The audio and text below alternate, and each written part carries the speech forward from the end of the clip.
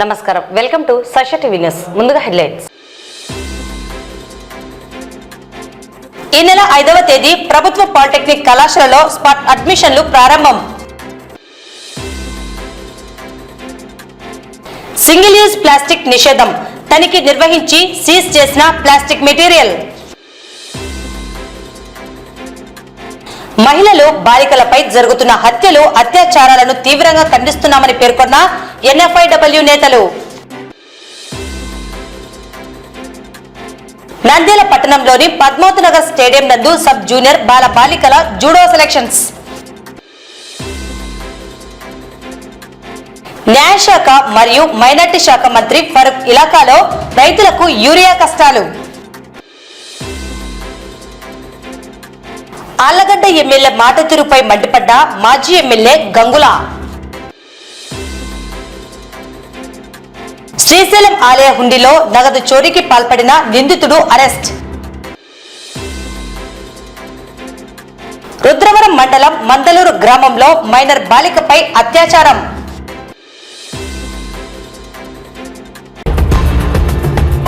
POLYCET entrance పరీక్షల నిర్వహణ అనంతరం నిర్వహించిన అడ్మిషన్లలో ఫేజ్ 1 మరియు ఫేజ్ 2 ప్రక్రియలో ఆయా కళాశాలల్లో ఖాళీగా ఉన్న కోర్సులలో అడ్మిషన్లను నిర్వహించడం జరుగుతున్నది.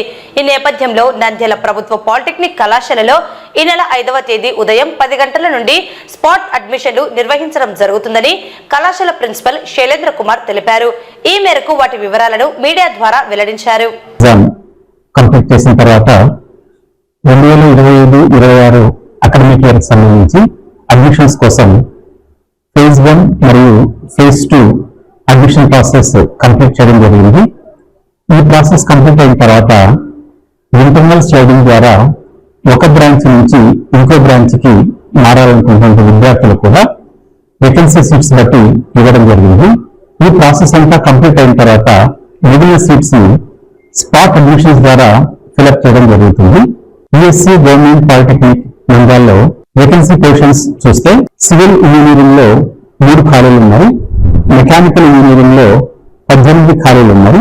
వీటిని 5వ తారీఖు ఉదయం 10 గంటలకు స్పాట్ అడ్మిషన్ ద్వారా ఫిల్అప్ చేయడం జరుగుతుంది.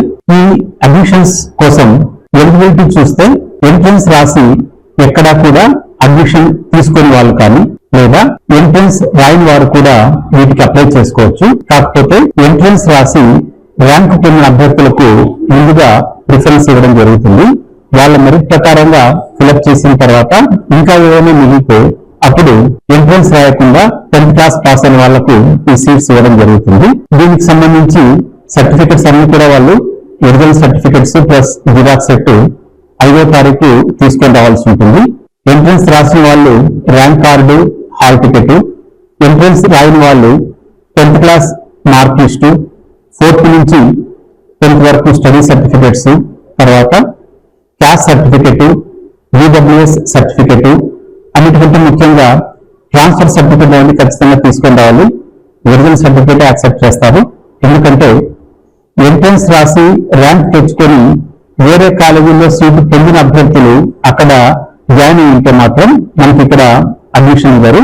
ఖచ్చితంగా వాళ్ళు సీట్ క్యాన్సిల్ చేసుకొని టీసీ తెచ్చినప్పుడు మాత్రమే వాళ్ళ అడ్మిషన్ టేకప్ చేయడం జరుగుతుంది. ఇంకొక ముఖ్య విషయం ఏంటంటే స్పాట్ అడ్మిషన్ ద్వారా అడ్మిట్ అయినటువంటి విద్యార్థులకు ఎలాంటి స్కాలర్షిప్ అనేది ఎలిజిబిలిటీ ఉండదు.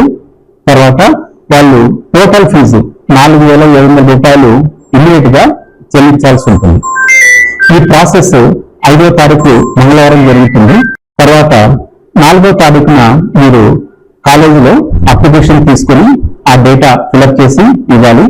5వ తారీఖు ఉదయం 10 గంటలకు ఒరిజినల్ సర్టిఫికెట్స్ మరియు జిరాక్స్ సర్టిఫికెట్స్ తో మా కళాశాలలో జరిగేటువంటి స్పాట్ అడ్మిషన్ కు మీరు హాజరు కావాల్సి ఉంటుంది. సీట్ కన్ఫర్మ్ అయిన వెంటనే మీరు 4,700 రూపాయలు ఫీజు చెల్లించాల్సి ఉంటుంది. ఈ సీట్స్ అన్ని కూడా మెరిట్ ప్రకారంగా మరియు సీట్ వేకెన్సీ కేటగిరీ ప్రకారంగా ఫిల్అప్ చేయడం జరుగుతుంది. టోటల్ గా మనకు మెకానికల్లో 17, 18, సివిల్లో 3 సీట్లు ఖాళీ ఉన్నాయండి. ఈ ప్రాసెస్ అంతా కూడా 5వ తారీఖు మాత్రమే జరుగుతుంది. రాష్ట్రం రాష్ట్రంలో ప్లాస్టిక్ వాడకాన్ని తగ్గించాలని ప్లాస్టిక్ రహిత రాష్ట్రం కోసం ప్రభుత్వం తీసుకున్న నిర్ణయంలో భాగంగా నంద్యాల మున్సిపాలిటీలో సింగిల్ యూజ్ ప్లాస్టిక్ ను నిషేధించడం జరిగింది. ఈ నేపథ్యంలో మున్సిపల్ కమిషనర్ ఆదేశాల మేరకు శనివారం పట్టణంలో ఓ వాహనంలో నిషేధిత సింగిల్ యూజ్ ప్లాస్టిక్ లోడ్ ను శానిటరీ సెక్రటరీ నరేంద్ర తనిఖీ నిర్వహించి సీజ్ చేయడం జరిగింది. ఎక్కడ సింగిల్ యూజ్ ప్లాస్టిక్ ను వాడకూడదని ఆయన తెలియజేశారు. మనకి వార్డులో కమిషనర్ గారి ఆదేశాల మేరకు ఈ సింగిల్ యూజ్ ప్లాస్టిక్ కవర్ల బ్యాన్ పైన కఠినమైనటువంటి చర్యలు తీసుకోవడం జరుగుతుంది. ఇలాగే ప్రతి షాపులకు నోటీస్ వేయడం జరుగుతుంది. ఇందులో భాగంగా మనకు పాత బస్తీలో వాహనాన్ని తనిఖీ చేయగా సుమారుగా 75 కేజీల ప్లాస్టిక్ సంచులు మనం బ్యాన్ చేయడం జరిగింది. కాబట్టి ఇదే విధంగా ప్రతి షాపుల పైన ప్రతి అంగళ్ళ పైన కూడా మనకి తనిఖీ చేసి వాటిపైన కఠిన చర్యలు తీసుకోవడం జరుగుతుంది. దయచేసి ప్రజలు షాపులు అందరూ కూడా సహకరించి ఈ సింగిల్ యూజ్ ప్లాస్టిక్ ని బ్యాన్ చేయాలి, అరికట్టాలి, ప్లాస్టిక్ కవర్ ని మనము నిషేధించాలి అనేటువంటి ఒక ఉద్దేశంతో పర్యావరణ పరిరక్షణలో భాగంగా కమిషనర్ గారి ఆదేశాలను తూచా తప్పకుండా మనం పాటించడంలో భాగంగా సచివాలయ సెక్రటరీలు, మేస్త్రీలు అలాగే శానిటరీ ఇన్స్పెక్టర్ల సూచనల మేరకు ఈ దాడులు నిర్వహించి మనకి ఈ దాడులను ఇదే విధంగా మనం కంటిన్యూ చేసి ప్లాస్టిక్ ని అరికట్టడంలో భాగంగా కృషి చేస్తున్నామని చెప్పేసి తెలియజేయడం. నా పేరు జి నరేంద్ర, నేను 10వ వార్డు శానిటరీ సెక్రటరీగా పనిచేస్తున్నాను. ఇక్కడ మన కమిషనర్ సార్ ఆదేశాల మేరకు ఈ వాహన తనిఖీ చేసి ఈ కవర్లు పెట్టడం అనేటువంటిది జరిగింది. ఈ విధంగా మనము సీజ్ చేసినటువంటి ప్లాస్టిక్ ని ఫస్ట్ డిస్పోజల్ చేసి, అంటే దీన్ని తిరిగి మళ్ళీ ఉపయోగించకుండా, దీన్ని మిస్యూజ్ చేయకుండా వీటిని అన్ని కూడా కట్ చేసి డిస్పోజల్ చేసి ఇవన్నీ కూడా ఒక రూమ్ లో భద్రపరిచి తర్వాత అన్నింటిని కలిపి మనకి మళ్ళీ రీసైక్లింగ్ వాటికి ఆయిల్ ఫ్యాక్టరీ కానీ ఎక్కడికైనా పంపించడం అనేటువంటి జరుగుతుంది. మొత్తానికి ఇప్పుడు సీజ్ చేసినటువంటి ఈ సరుకును మళ్ళీ వినియోగించకుండా దీన్ని మొత్తం కూడా కట్ చేయించడం మనకి జరుగుతుంది. భాగంగా ప్రతి షాప్ కి నోటీస్ ఇస్తున్నాము. రేపటి నుంచి ఇదే విధంగా కఠినంగా దాడులు జరగడం జరుగుతుంది. సీజ్ చేయడం కాకుండా పెనాల్టీ విధించడం కూడా జరుగుతుంది. దేశంలో మహిళలు, బాలికలపై జరుగుతున్న హత్యలు, అత్యాచారాలను తీవ్రంగా ఖండిస్తున్నామని NFIW మహిళా నేతలు పేర్కొన్నారు. ఈ మేరకు శనివారం నంద్యాల పట్టణంలో వారు నిరసన వ్యక్తం చేశారు. కర్ణాటకలోని ధర్మస్థల్లో వందలాది మంది మహిళలను, బాలికలను దారుణంగా అత్యాచారం చేసి హత్యగావించిన ఘటనలు తీవ్రంగా కలిచివేస్తున్నాయని, దేశంలో, రాష్ట్రంలో జరుగుతున్న ఇటువంటి ఘటనలకు బాధ్యులైన వారిపై కఠినంగా చర్యలు తీసుకోవాలని వారు డిమాండ్ చేశారు. ఈరోజు ఆంధ్రప్రదేశ్ మహిళా సమైక్య తరఫున ధర్మపురి పుణ్యక్షేత్రంలో జరుగుతున్న అత్యాచారాలు, మానభంగాల మీద మేము ఈరోజు నిరసన తెలపడం జరుగుతుంది. అదే విధంగా ఆడవాళ్ళకే అదే పుణ్యక్షేత్రంలోనే చంపి పూసి పెట్టడం చాలా బాధాకరంగా ఉంది. దానివలన ఈరోజు అన్ని రాష్ట్రాల మేరకు అన్ని జిల్లాలలో ధర్నాలు నిర్వహించడం జరుగుతుంది. ఇదే క్రమంలో చేసిన వాళ్ళని కఠినంగా శిక్షించాలని కర్ణాటక వాళ్ళని మేము కోరుతున్నాం. మహిళా సమైక్య తరఫున లేని పక్షంలో పెద్ద ఎత్తున ధర్నాలు చేస్తున్నాం. పిల్లలకు, పెద్దలకి, ముసలికి, చిన్న పిల్లలకు కూడా ఆడవాళ్ళని మేము ఖండిస్తున్నాం. ఆడవాళ్ళ కంటే ఏ ప్రభుత్వమైనా చెప్తుంది, కానీ ఏ ప్రభుత్వం ఆడవాళ్ళ మీద జాగ్రత్తలు తీసుకుంటుంది. కాబట్టి ఈనాడు జరిగే ఈ చిన్న పిల్లలతో కూడా జరిగే దాడులను అరికట్టమని చెప్పి మేము మామూలు వీళ్ళకు కూడా చెప్తున్నాం. రాజకీయ నాయకులకు కూడా కొంచెం వాళ్ళ మీద చర్య తీసుకొని ఆ జాగ్రత్తలు పాటించుకొని కొంచెం ఈ అత్యాచారాలను అరికట్టమని చెప్పి మేము కోరుతున్నాం. స్థానిక నంద్యాల పట్టణంలోని పద్మావతి నగర్ స్టేడియం నందు Nandyal district sub junior judo బాల బాలికల సెలక్షన్స్ నిర్వహించడం జరిగింది.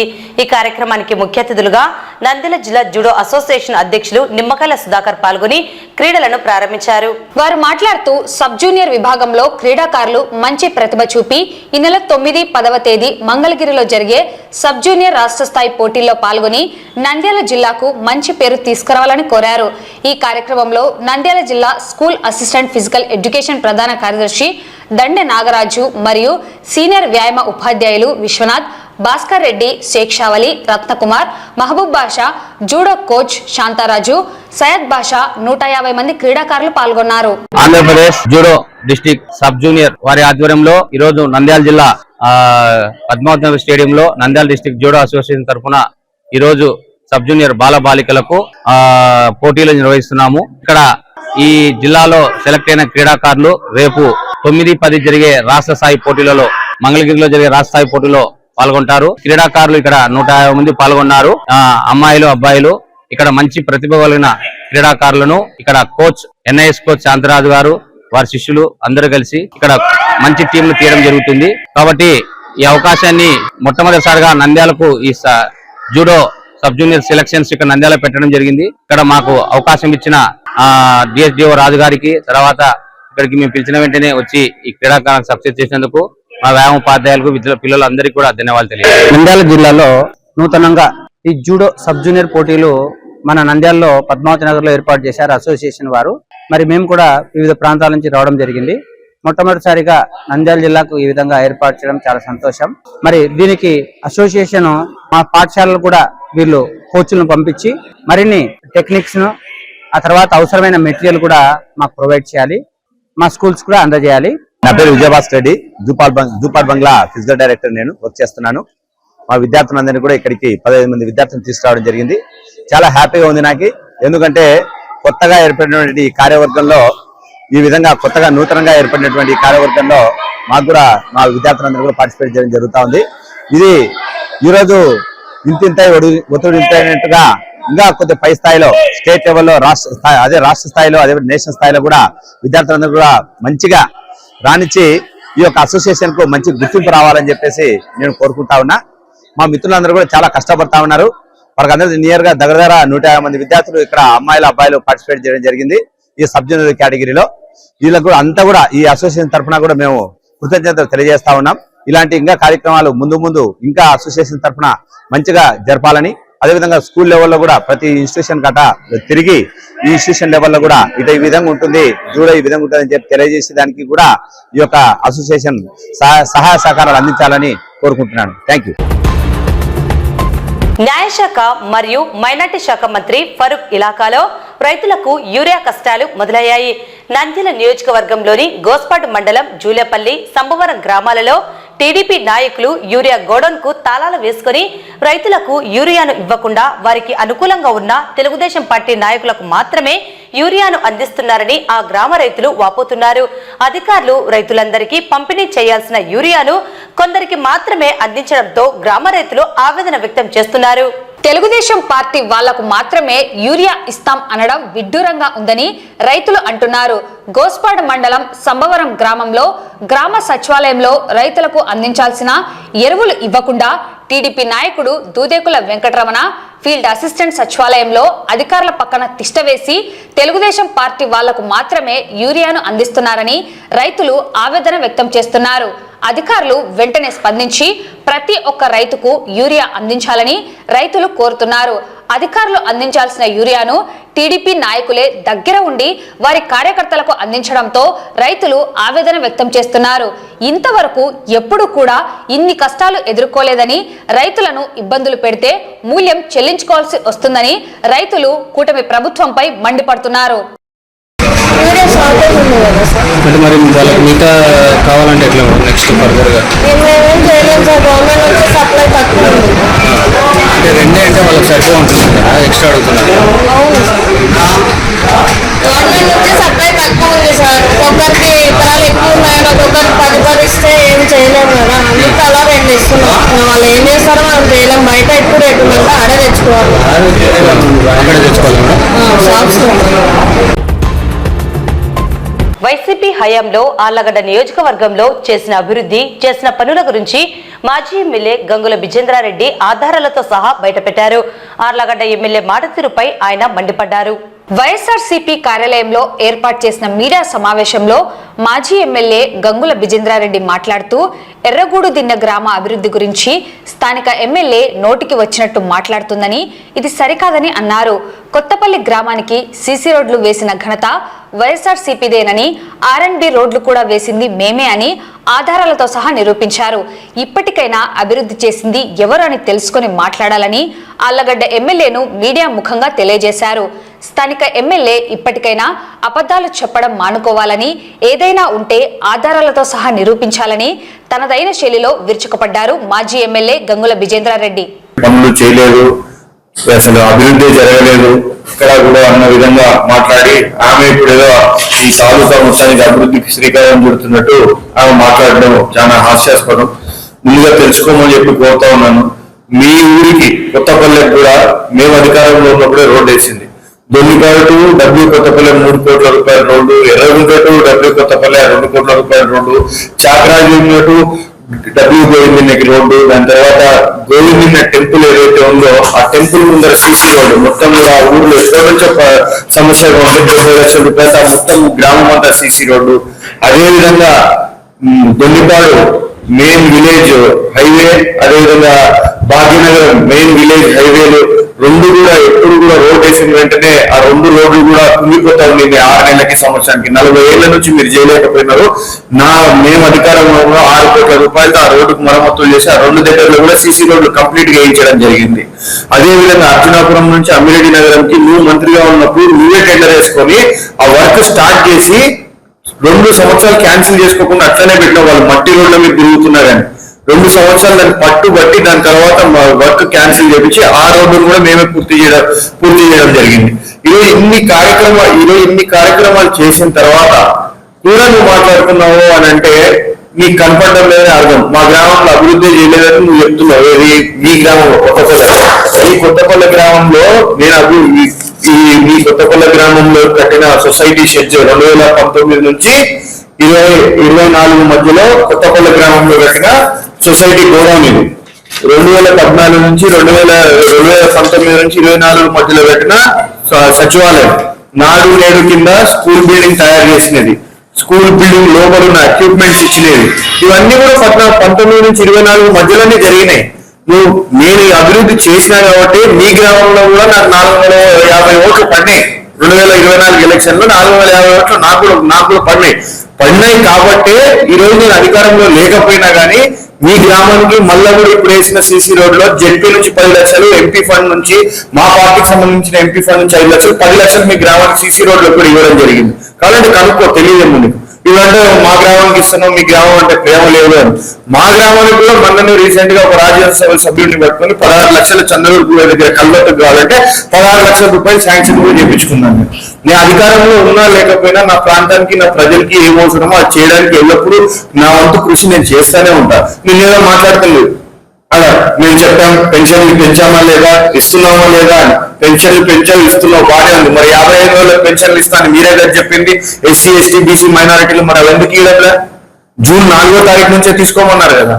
జూన్ 4వ తారీఖు నుంచి తీసుకోమన్నారు. మరి ఇప్పటివరకు ఎందుకు దాని మీద ఏం స్పందించడం లేదు. ఎన్నిసార్లు అడిగినా కానీ ఈ రోజుకి తల్లికి వందనం వేసినామని చప్పట్లు కొడుతూ ఉన్నారు. 60 to 70% ఇళ్లలో 2 పిల్లలే ఉంటారు. మిగిలిన 30% ఎక్కువ మంది 3, 4 ఉండే అవకాశం ఉంటుంది. ఇంకెక్కువ మంది పిల్లలు ఉండేది ఆ 30-40% లో. ఆ 60 to 70% వాళ్ళకి పోయిన సంవత్సరం మీరు ఎందుకు ఎగ్గొట్టారు? మొత్తం అందరికి ఎగ్గొట్టారు కదా అమ్మఒడి. పోయిన సంవత్సరం ఎగ్గొట్టి ఈ సంవత్సరం ఇచ్చి అందరికీ ఇచ్చినాం. నువ్వు ఎంతమంది ఉంటే అంతమందికి ఇచ్చినామని ఎట్లా చెప్తావు? పోయిన సంవత్సరానికి ఎవరు సమాధానం చెప్తాడు? ఆ జగన్మోహన్ రెడ్డి టైం నుంచి ఆ 5 ఏళ్ళు అమ్మఒడి కంటిన్యూస్ గా వచ్చింది కదా. మా చిత్తశుద్ధి ఎట్లుంటది? అమ్మఒడి అని చెప్తే కరోనా కష్టకాలంలో కూడా పిల్లలు బడికి పోకపోతే కూడా అమ్మఒడి వాళ్ళ అకౌంట్లలో జమ చేయడం జరిగింది. చెప్పి ఒక సంవత్సరం ఎగ్గొట్టి ఆ సంవత్సరాన్ని కలిపి ఆ సంవత్సరం ఏమైందని అడిగేదిలే. ఈ సంవత్సరం ఇచ్చి మేము ఇచ్చేసినాం. మహిళలకు 1500 రూపాయలు ప్రతి ఇంటికి 18 ఏళ్ల నుంచి 60 ఏళ్ల వరకు మహిళలకు ఇస్తా అన్నారు. ఏమైంది వాళ్ళకి? మా చంద్రబాబు తిట్టడం సరదా కాదు. మేము ప్రతిపక్షం, మా పార్టీ ఏంటి మేము ఈరోజు ప్రశ్నిస్తాం, ఖచ్చితంగా ప్రశ్నిస్తాం. ప్రభుత్వం మెడలు వంచి ఏదైతే పథకాలు మీరు చెప్పినారో ఖచ్చితంగా అమలు జరిగే విధంగా చూడడం కూడా మా బాధ్యత. ఎందుకంటే అది నమ్మి ప్రజలు మీకు ఓట్లు వేసినారు. ఏదో కూర్చోమంటారుగా నువ్వు 150 హామీలు చెప్పి ఒక 2-3 అమలు చేసి అయిపోయింది నా పని అంటే అది పద్ధతి కాదు. ఇవన్నీ కూడా నువ్వు చేసే కార్యక్రమాలన్నీ కూడా విద్వేషాలు తెచ్చుకుంటే నువ్వేదో చెప్తున్నావు. ఆ 5 ఏళ్లలో ఈ బ్రిడ్జ్ తెచ్చుకోలేకపోయారు, వాళ్ళ టైంలో కూడా పెట్టారని. అది కుంగిపోయింది 2023 సెప్టెంబర్ లో వరదలకు కుంగిపోయింది. కుంగిపోక ముందు బ్రిడ్జ్ జరగడం మాకు తెలియదు. అది కుంగిపోయింది 2023 సెప్టెంబర్ లోనో అక్టోబర్ లో పోయింది. ఆ బ్రిడ్జ్ పోయిన తర్వాత దాన్ని పెట్టి తీసుకొని వచ్చేదానికి 2024 జనవరి ఫిబ్రవరిలో దానికి అన్ని అప్రూవల్స్ అన్ని రావడం జరిగిన తర్వాత ఎలక్షన్ కోడ్ రావడం వల్ల ఆగిపోయింది. ఏం తెచ్చేది? తేవాల్సిన చాలా ఉన్నాయి, అవి తేవండి. చేయాల్సినవి ఇంకా 100 ఉన్నాయి, అవి చేయండి. ఇట్లా విద్వేషాలు రెచ్చగొట్టి ఇట్లాంటి మాటలు ఇట్లాంటి చేతలు కరెక్ట్ కాదు.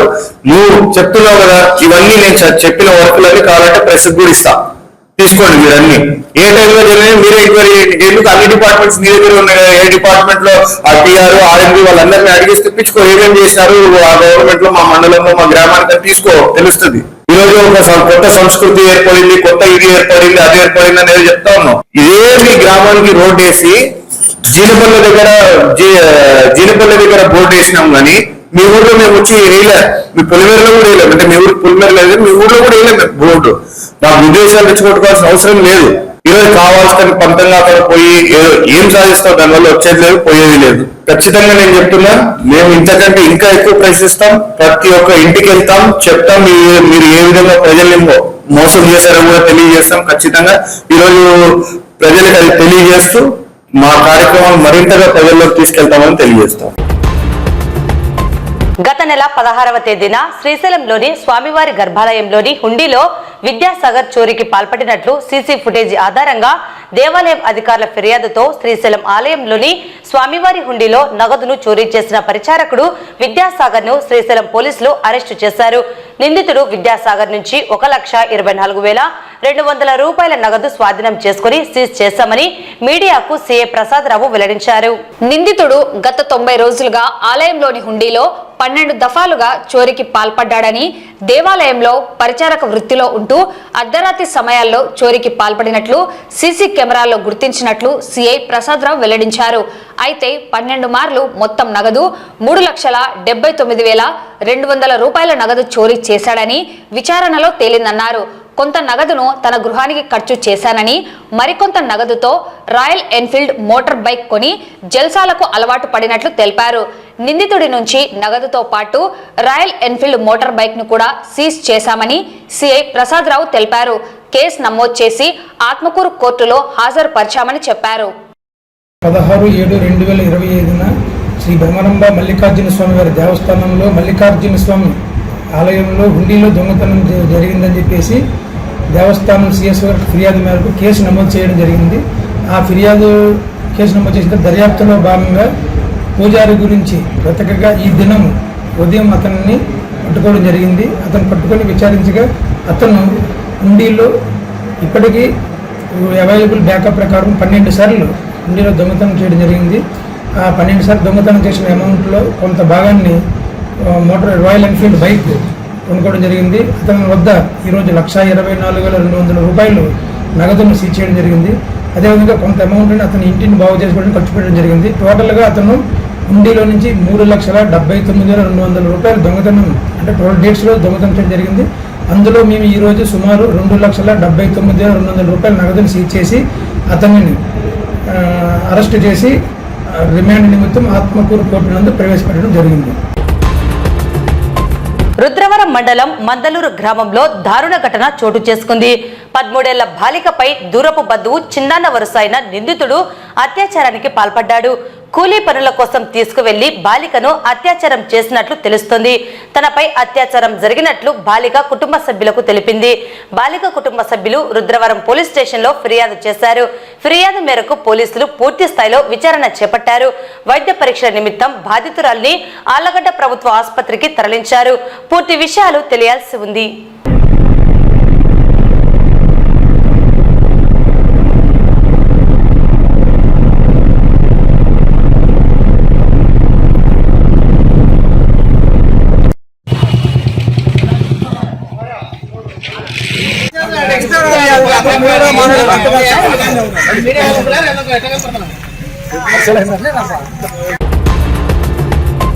వార్తలు ముగించే ముందు ముఖ్యాంశాలు మరోసారి.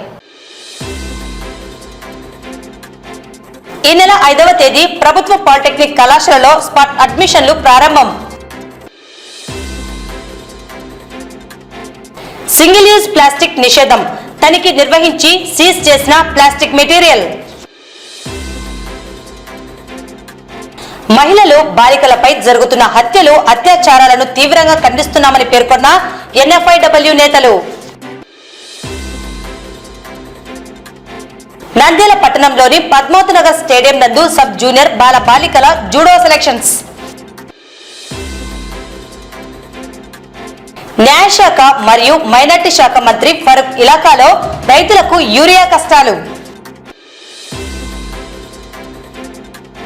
ఆళ్లగడ్డ ఎమ్మెల్యే మాట తీరుపై మండిపడ్డ మాజీ ఎమ్మెల్యే గంగుల. శ్రీశైలం ఆలయ హుండీలో నగదు చోరీకి పాల్పడిన నిందితుడు అరెస్ట్. రుద్రవరం మండలం మందలూరు గ్రామంలో మైనర్ బాలికపై అత్యాచారం.